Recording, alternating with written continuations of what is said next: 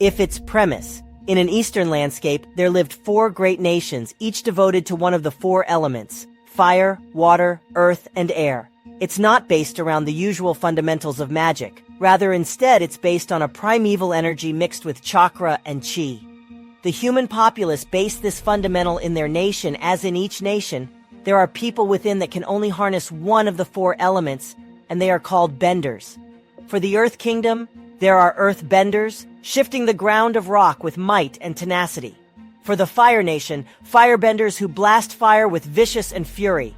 For the Water Tribes, they roil waves of water and form walls of ice with fluidity and adaptability.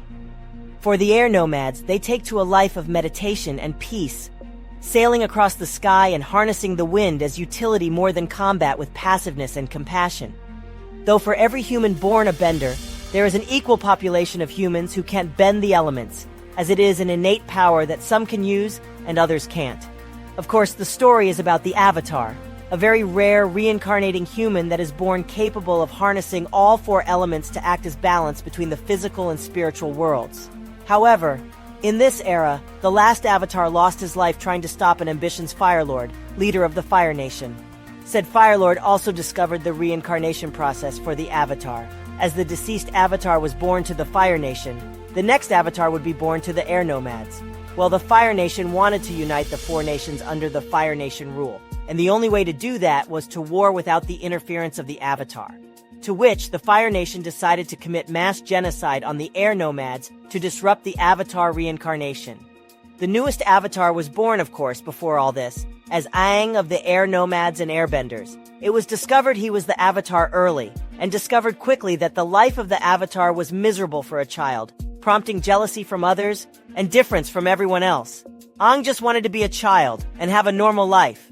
Realizing how miserable his destiny was, he took his flying bison, Appa, and ran away from the air temple. Of course, his first journey far from home took a turn for the worst in a storm, to which he and Appa succumbed to the chaotic ocean, but not before Aang had entered the Avatar state, an altered state of mind in which the Avatar's fearsome power is increased tenfold, and sealed himself and Appa within an iceberg under the sea to slumber for 100 years. Of course, prior to him running away, the Fire Nation raided the Air Nomads and razed the floating temples to ashes, exterminating every single airbender they could find. But since the Avatar had not yet reincarnated, the Fire Lord had the entire Fire Nation search for Aang.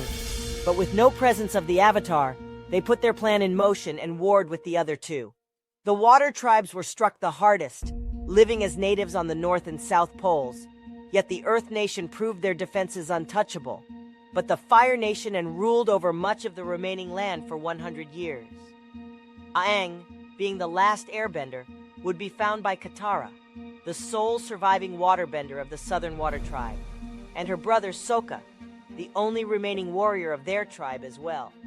The warriors had left to fight against the Fire Nation, and all were captured, the waterbenders rounded up and imprisoned where Katara was hidden. After freeing Aang from the iceberg, there was mass confusion as no one had seen an airbender in over 100 years. Aang was still just as childish, not caring about being the Avatar until they stumbled upon a wrecked Fire Nation ship, frozen in the ice.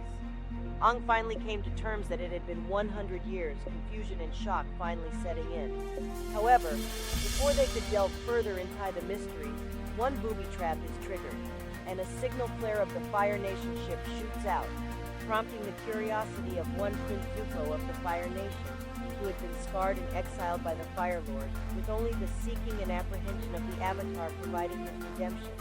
Zuko invades the Southern Water Tribe and discovers Aang the Airbender, and immediately marks him as the Avatar.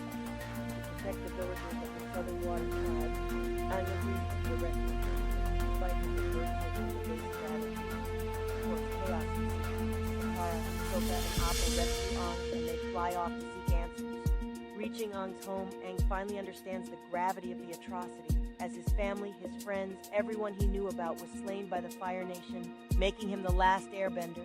This leads Aang accepting his destiny at last, and embarks with his team of friends on the quest to stop the Fire Nation and bring balance to the world as the Avatar. Share your knowledge.